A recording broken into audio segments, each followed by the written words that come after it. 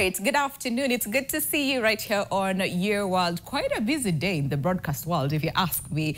But here we are today on the show. We're starting a little bit late, but here we are. And we're here because it's a very important day. And we're going to have a very important conversation. And today, in case you did not know, okay, 11th of June every year, the world marks the International Day of Play. And this year, the theme is on Choose Play every day.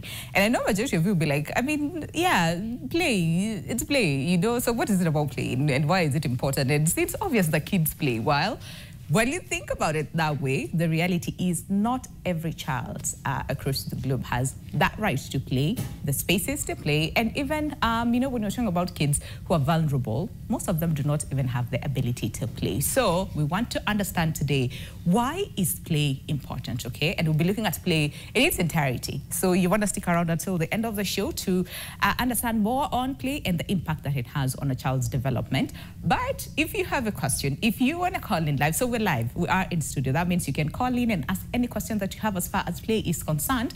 But at the same time, I want you to share your favorite, you know, games when you were younger, the ones that you can remember. If you still practice it up until now as an adult, please indulge us, okay? Our socials are at NTV Kenya, both on Facebook and on X, and you can call in.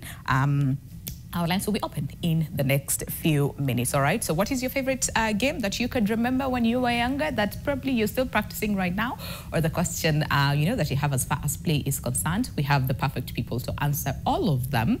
But as you do that, allow me to introduce them. So on my immediate left, we have Kalako Mondiwa, who is from Teachwell Project Director, International Rescue Committee, Kenya. Good to see you. Good to have you. How are you doing? Happy to be here. You are a teacher by training, right? Yes. We'll get to understand more about that and how that led to where you are today. But thank you really for sparing the time to join us today. We also have Bernard Orimba, who is team lead from Save the Children. Good to have you this morning, this afternoon. I'm so used to having the show in the morning. Afternoon. How are you doing? I'm doing fine. Thank you so much for making the time. Orimbo. Yes. Okay. Thank you so much for making the time. I just called you someone else. Okay. So we were talking about this earlier before we came on air. You know, and I was asking you guys. So what is like your favorite game that one you can remember when you were younger and you used to play and all those things? You shared a little bit. I'm curious about yours. What the ones that you can remember that you still adore up until now? Mine is interesting because, you know, when I was younger, I loved football the most. Okay. But then at some point, I broke my leg, and then that relationship didn't end well. So I don't like it now. But that was my favorite game when I was growing up. When you were growing up. I loved soccer a lot. All right. I was always out Were you playing. like a pro? You know, the ones that every kid looks at and be like, yeah, that one, yeah. I think that one we can debate, but I was very good at it. Okay. Yeah. And Bernard, for you, you said swimming. You used to do... No, you know, I said swimming is something I love. I loved, but I didn't know how to do it. Despite the fact that I came next to River Awaj, which is, you know, back in the village. Yeah. Yeah, I mean, I liked what Kalako said. Yeah. Football was really very, very popular back then. You know, we would call it the Ajuala, you know. It's made from the tradition, you know what? That the strings and it's put together with a very proud owner. So like I said, all the kids in the village would have to organize themselves to play, and then you put the two stones to be the goalposts. Of course, sometimes you'd shift them depending on... Oh yeah, depending on... and if you are the leader of the team, you would decide where the goalpost is. Yes, absolutely. Okay, but were you good at it? Yeah, I was. Oh, okay. Yeah, until later. I don't know what normally happens because... Same. I have no idea what usually happens here. I mean, I told you guys, I used to, you know, the thing that the bladders that we used to play, and then the one that you step, and then you push the custode, you know, and kati. I used to play kati. Yeah, I was good at that. That was my favorite, you know, growing up. And you know, we're talking about play, and again, like I said, someone might assume and say, I mean, it's play. What is it about play? See, we assume all kids play, but really, that is not the case for so many kids. I was reading through the United Nations page and came across very interesting statistics, okay? So the first one they said is that it's estimated 160 million children around the world are actually working instead of playing and learning. Very, very concerning there. And then they also said 41% of children had been told to stop playing playing out rather, either by their parents or other adults such as neighbors. And I'm pretty sure this one we can all relate to, because at one point or the other we have done this to other kids, okay? So can we first of all just understand play in its entirety, okay? And why is it important in the institutions that both of you represent? Or maybe let's just start with that. Let's get to understand, you know, from where you sit, why, I mean, what you guys do, and why is this conversation very important to you? All right, thank you. Yeah, so I represent this from the International Rescue Committee, and particularly I lead a program called Teach Well, which we're implementing in 2 counties of Turkana and Garissa, in partnership with the Ministry of Education, obviously, and then we also have got 5 NGO partners here in Kenya.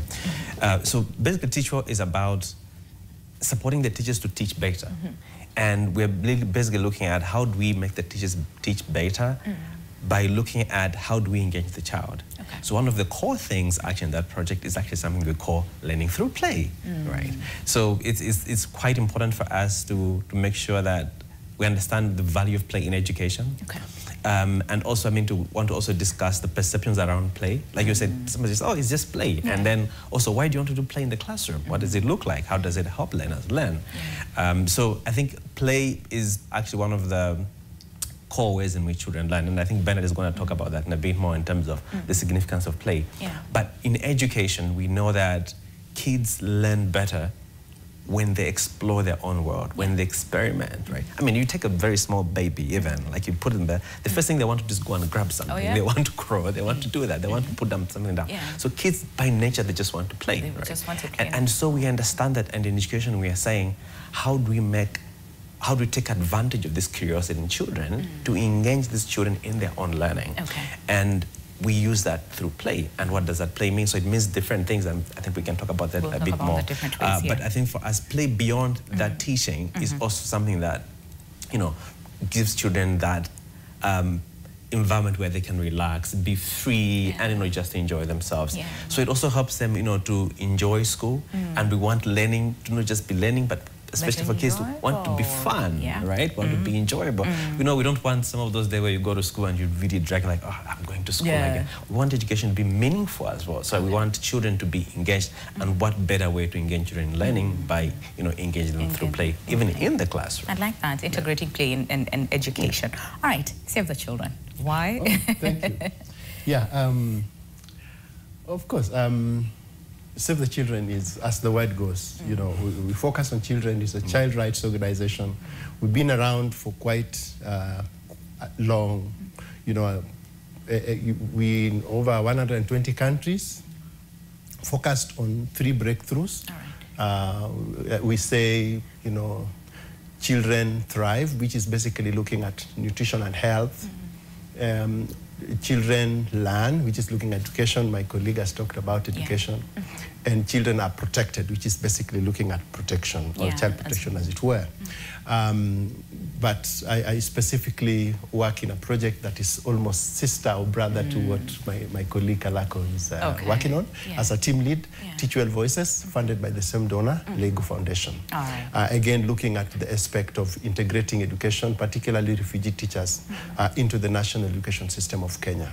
But allow me to just bring in the science a bit, the science of why play is important. And just understanding play. I think let's start in a very basic way. You know, research has been done away from what was the exciting thing that was done last year in March by UNGA, the UN General Assembly, to formally now make it the International Day of Play. But behind that, what is the research? What is the reality? You know, you mentioned certain figures. About 2014, I think, that's around, this is 2025, right? Yes, that's almost 9 years ago. A psychiatrist by the name of Stewart confirmed that children, or any child that is deprived of play, will have certain very significant implications in terms of the health of that child, the cognitive development of that child, even things that we talk today about depression. A child growing with certain emotional imbalances simply because that child was denied play in the early years. And these early years, we talk about the first 10 years of a child is very, very critical. And this is where we really need to give playtime for the child, so that in terms of just being, enjoying play, but it's also important for their own mental, psycho, and socio-emotional growth as a child. Okay. And I think you can also connect it to what Kenya government is in the current competency-based education, where we have the early years part. I think it's around the first 6 years of that. And that's critical because it gives these children the opportunity not just to learn, but also to play, so that they have the social part of play, and then the other bit of play, because the child grows by playing with other children. Okay, I see that. I mean, and there are several facets, which again we were talking about as, before we came on air, where there are several barriers, when it comes to play. Can we just understand that, and then we'll come back and talk about how we're integrating education and play? Yeah. All right, okay, you go. He says you go. Some of these barriers when it comes to play, because like I said, a lot of people would assume, I mean, yes, you kids play, out here, but yet that is not the case for so many people. I mean, you can look at it variously. Let me look at it from the point of view of a parent. Okay. And sometimes, as a parent, you'd be well-meaning, allowing the child has spent 8 hours. I just want to use a basic example. A child has spent 8 hours in school and is coming back with this bag full of books. And naturally, you expect the child to rest a bit. However, you find most parents, and I would probably be there as well, telling, have you done that homework? Enda kaoge. Yes. Alafu, catch in your homework. This is the time the child really needs to unwind. There's a lot of structure in school, but there's also a lot of structure at home. And by the time the child is done with that, it's almost approaching dinner time. And then the child is going to dinner, and then ultimately the day is gone. So the first barrier to that child's opportunity to access play, which by the way is a human right of the child, as per the UN Declaration on, the UN Convention on the Rights of the Child, Article 31, I think so.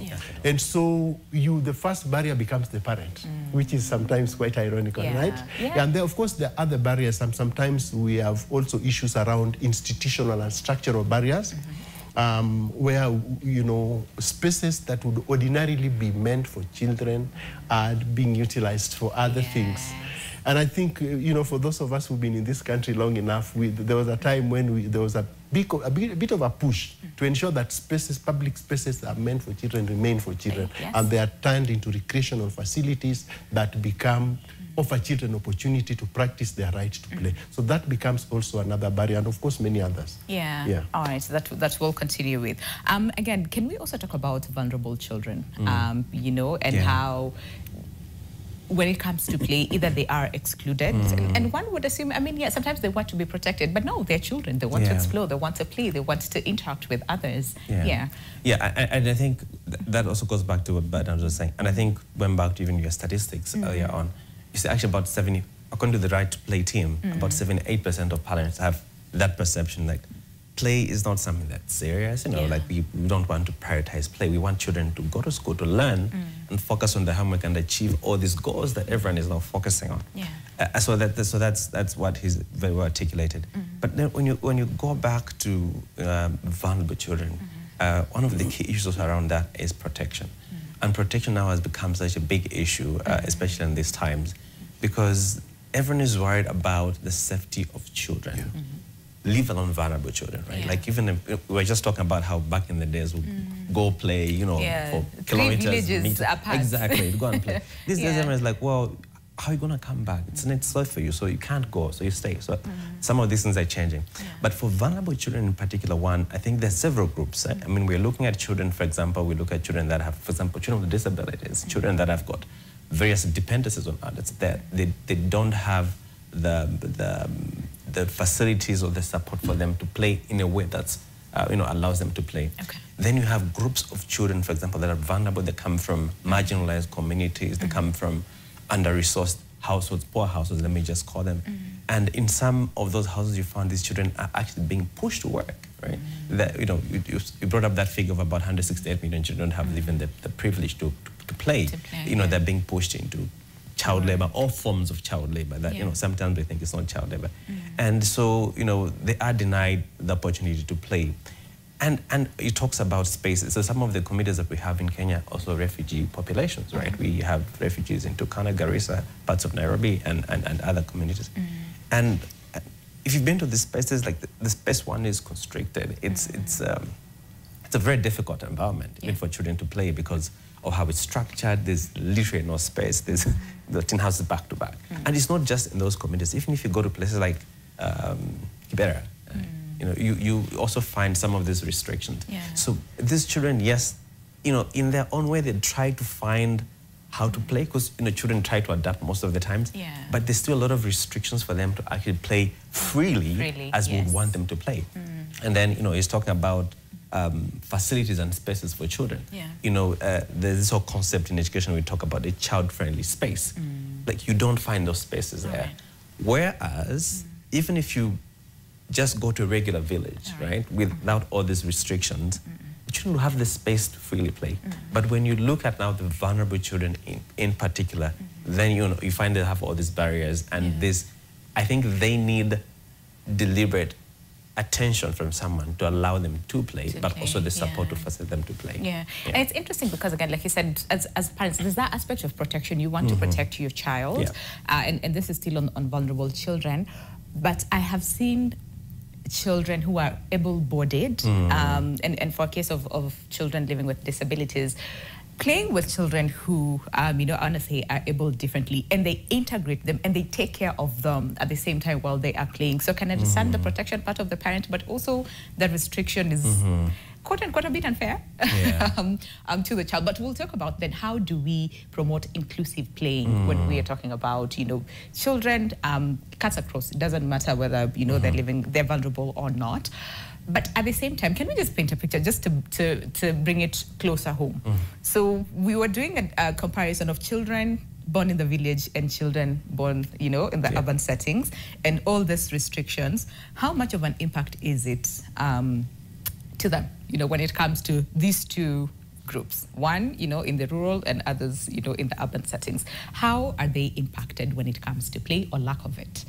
Absolutely. I mean, at the beginning, you know, when we were sort of trying to unpack play and its value, you know, other than the fact that it is enjoyable and it's fun, and so it naturally makes the children happy.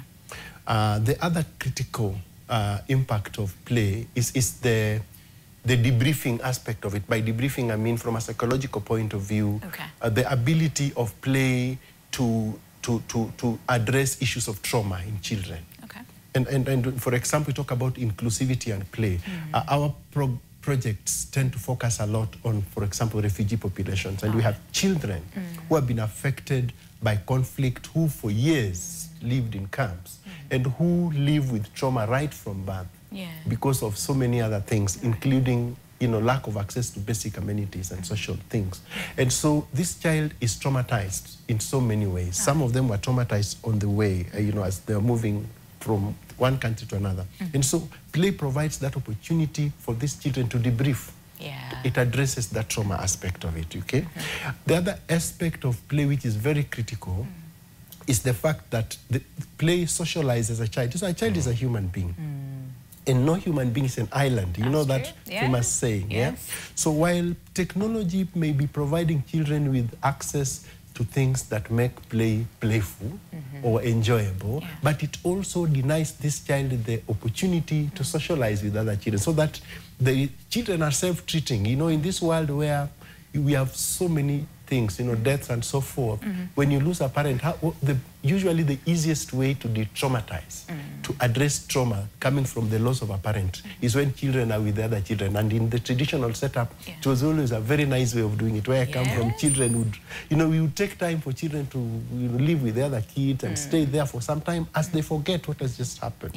And so that was very critical in terms of addressing that and also making these children grow in this kind of social environment that would help them to forget what just happened. I see that. And also the whole concept about, again, like we said, those ones in the village, there's freedom and there's a sense of safety where they would go 3 villages apart and play and then come back home. Yes, it would be chapward because you came home late and you came with batofe, you know, all over the place. But you are not denied, you know, the whole, the freedom to go and play with the others. Now we're seeing a lot of Baba watcha, Baba stop, Baba don't, Baba, you know, and if a child wants to explore, it's like, no, you're given a phone and then the child is quiet and then that's it. We think problem solved.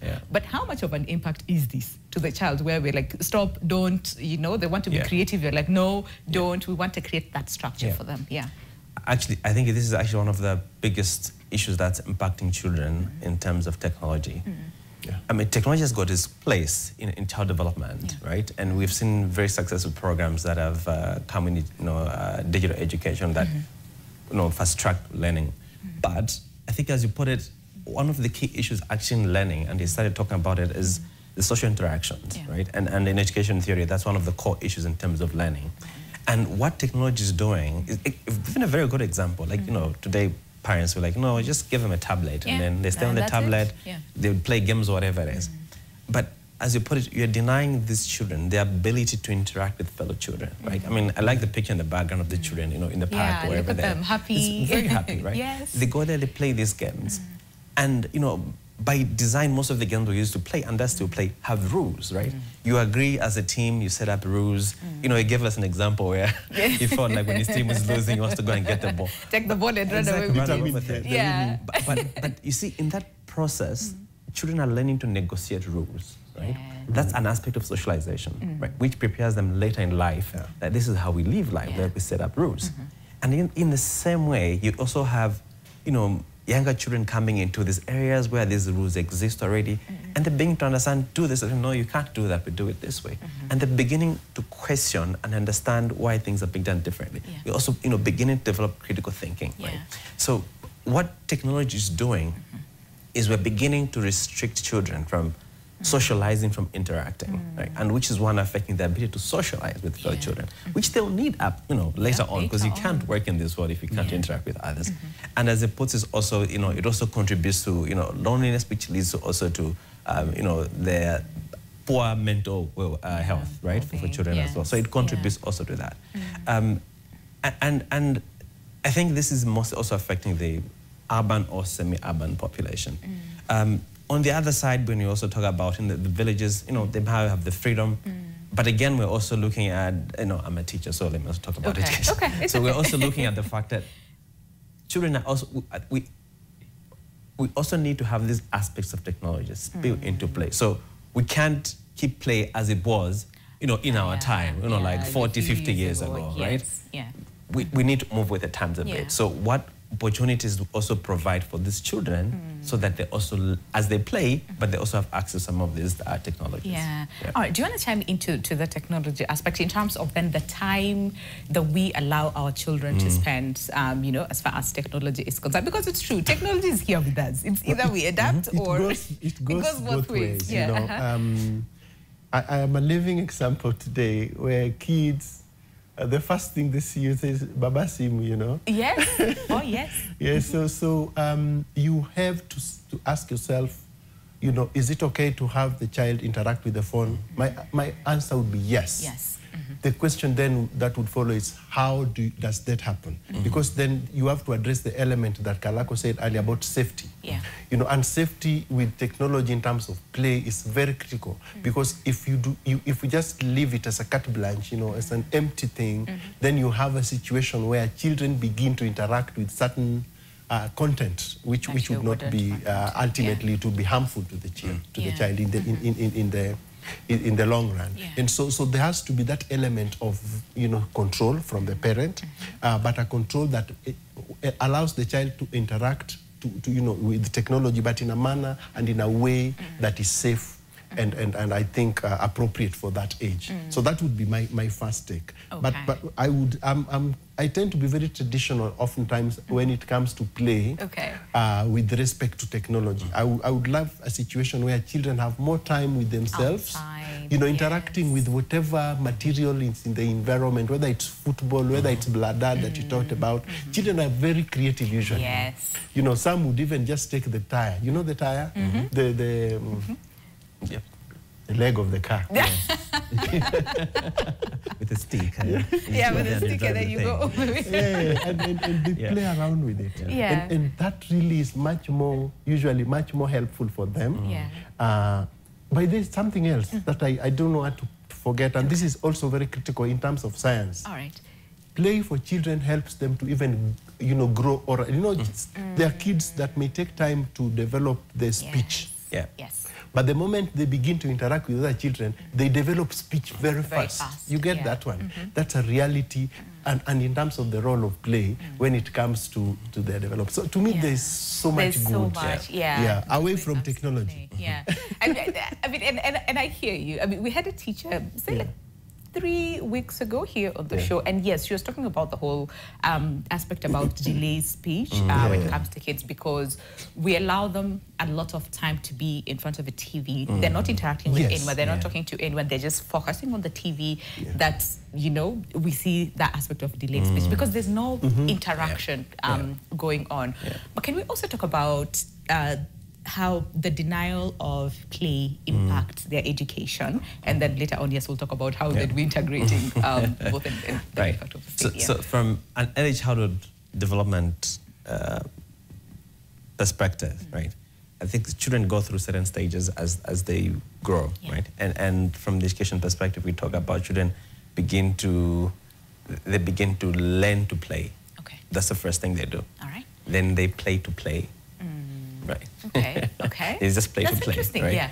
And then from there we're saying then they learn, then they play to learn. To learn. Wait, right. So they learn to play. They learn to play. Then they play to play. And then they play to learn. Then later on you go to learn to learn. Okay. Right? Interesting. So you through that transition. And so you see in on that horizon you find that play is central in those early years of learning, as we talked about in the first 12, 14 years. You want children to know how to play. Like we said, play has rules, has all these things. So children need to learn how to play first with themselves, with their friends, and then from there we want them to play to learn. Right? And then learn to play. And then learn through play. So play is actually quite central because, again, in education, what we believe is children are active participants in their own learning, right? And so the discussion in education is we are moving away, and I like the fact that the CBC already has this component in that it's moving away from memorization. It's not only just the A4, like we want to move away from memorization to getting the learner as an active participant of their own learning. So through that, we want the children to be engaged in that process through play, through various games. And the play here is, in education, is a symbol of exploration, right? We want children to engage with the world through their own lens. And so I go back to his point. You see, it's different when someone gives you a PlayStation that someone made, like you're just using it to play. We had to make our own balls to play with, right? Like that's creativity. Like and you had to do it. Build things. Exactly. You had to build things, even with those, wires, whatever, those vehicles. So we had to do all that on our own, and that's something that we want children. So children learn to explore the world. They make sense of the world. They gain knowledge and experience by being engaged. So play naturally allows children to do that. And so we are taking advantage of the same play for children to learn in a way that's engaging and fun and for them to return as well. We'll come back to understand then how do we strengthen that, the whole play, integration rather of play and learning.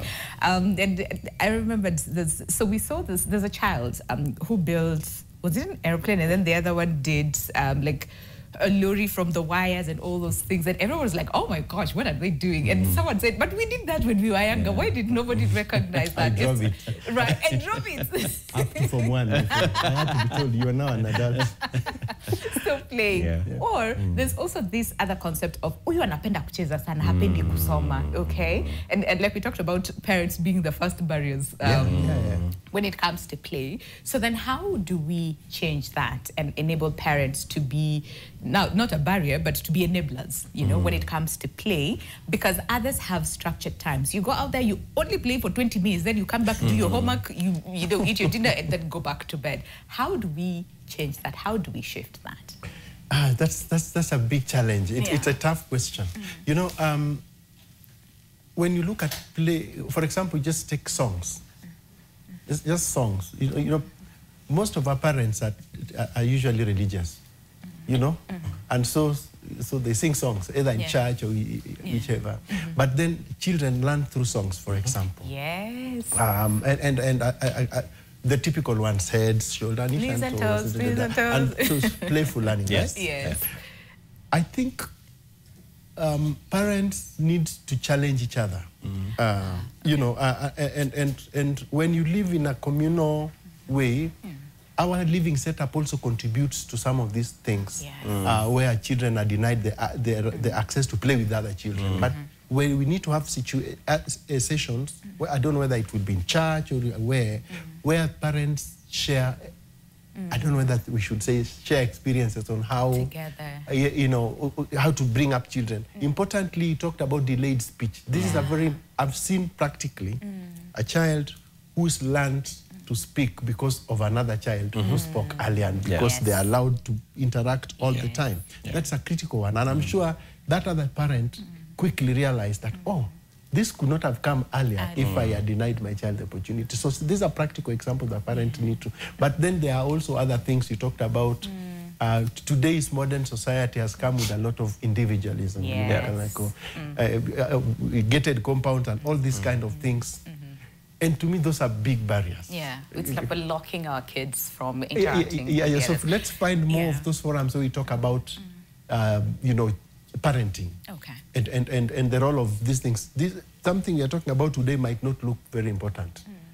But for those who've really practically interacted with it, when you realize your child is now 14 years and is still lacking certain skills that could have, you don't learn those in school.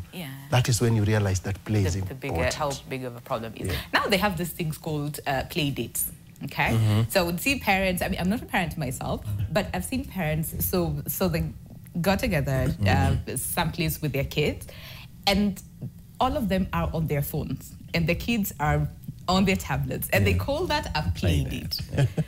So here when you're saying, listen, let's share materials, let's empower each other to understand play, the importance of it to the children, and how it helps them not just to interact with other people, but, you know, develop necessary skills. Like, say, for example, what we're talking about football. So there's a leader, and then there's who selects their team, and then others learn how to negotiate and all those. They learn the skills that ordinarily they wouldn't learn in a class. Now, so when it comes to integrating, you know, play and education, a lot of people would say, but, you know, even in schools, it's very structured. You know, when we're going to school, break time is only 30 minutes, and then you have 2 hours double lesson, okay, and then there's lunch, and then double lessons, you know, afterwards. So it's like there's very little time to play in schools. How do we change that? I mean, now CBC is helping a little bit, but how do we change that so that we have allocated more time to play, but also enough time to learn as well? That's a very good question, and I think as you ask that question, we need to look at play from two perspectives. Okay. One, there's free play. And there's structured play. So there's the free play is what you're talking about. Like when there's break time, you go and, you know, do whatever you want, and then you come back after school. You know, most of the schools have got recreation. They have a playground. You can do, you know, so that's free play. Like they can go and do that. And then obviously there's also physical education and all that. But when you go back to the classroom, what we're saying is that how do we bring play into the classroom, but making it a bit more structured?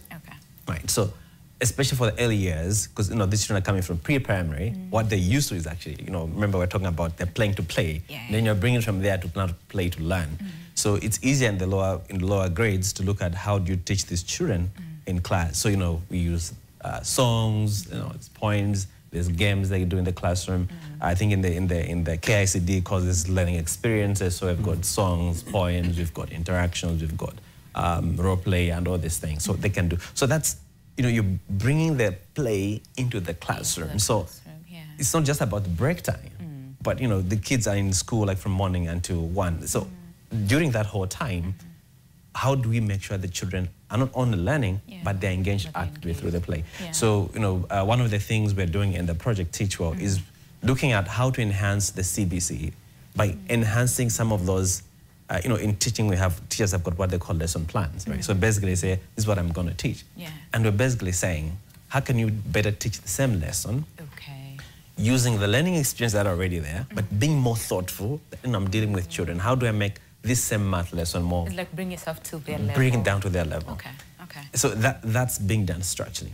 But as we talk about that, again, we also need to think about play, what play means for a 6-year-old.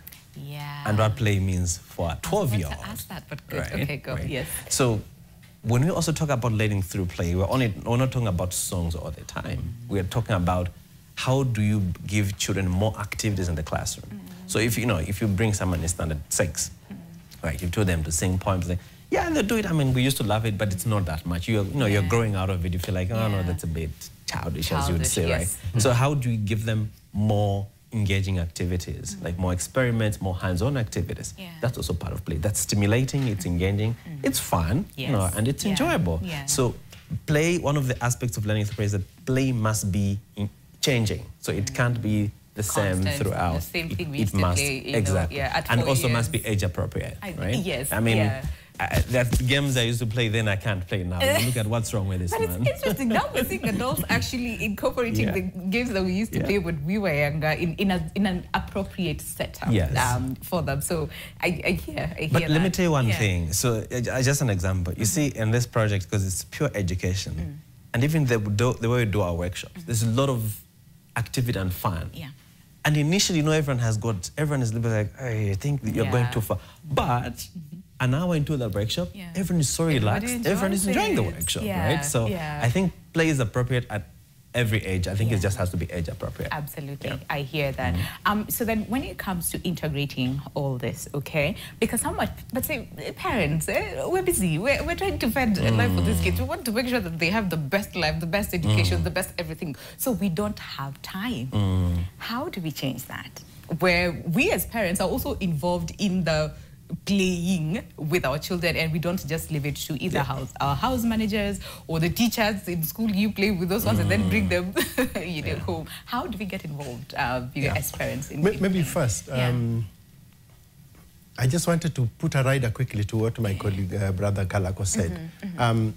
I think we also need, today's society, love being convinced by something that's son. They'll ask you, where's the evidence? Today's parent is a little bit more inquisitive and could challenge you and say, all right, so you are telling me about so show me where is the research. I think it's high time that more research would be conducted that bring out findings which we can then use to have a conversation with parents, with families, share this kind of research even in gatherings such as churches, because where you are likely to find many parents, tell them, look, this is a study that was done right here in Kenya, and we spoke to parents, we spoke to children, and we were able to come up with this finding, and this is what is likely to happen if you do not give your child an opportunity to play. So we really, the first thing we need to do is to get some science behind this in terms of some recent study that would be able to relate play and some of the implications. And then two, now coming back to what you asked, how do we then balance our time? I think I love saying that there is no school where people go to become parents. You just find yourself a parent. And it teaches you, yes? Yeah. But I think first we need to have a lot more conversation with the child. Let's listen more to the, especially if the children have something to say, and they'll always tell you. You gave examples of in the village, this child will walk up to 3 villages and then come back looking like he's come from World War IV. And so we don't need to be judgmental over that child. And the way our parents used to stand there with this big and so sit down with the child, conversation with the child. So that would be the second way of opening up a conversation. And then of course, importantly, let's just allocate time. I know that's a very big, difficult thing even for me.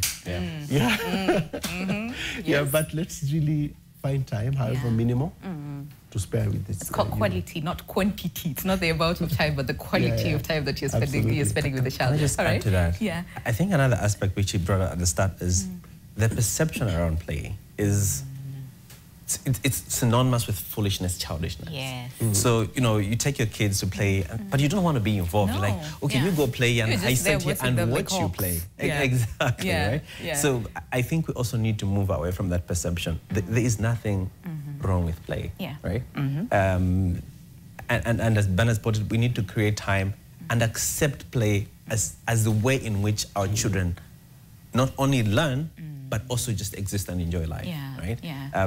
The whole concept around letting a child be a child, right? So a child being a child means we don't push them before time into adulthood, as it were. And so we also should have to be free to engage with children as they play, right? And that's one of the ways which we also show them that play is actually important for children. So I think for me that's one of the issues that we have to address. And it's the same thing also even with teachers. When you tell them, want to talk about learning through play, they'll be like, wait, you want us to what? Right. It's like I pay school fees for them to learn, not exactly, to play. not to play. So I think that perception is something that we also need to look at in terms of understanding play, its relevance, but also that every child has the right, you know, it's actually right. Children have the right to be a child. And what does that mean for a child to be a child? And the whole concept and thinking that we've lived it for so long, that mtoto anacheza sana, you know, this child is playing too much. It needs to really come out. And we need to understand that play is actually part of a child's learning and education. Education is it's not just about reading those books and getting to know the 1 + 1. No. First and foremost, it's just having the cognitive skills, the socialization skills, the ability to speak, the ability to play, to challenge each other.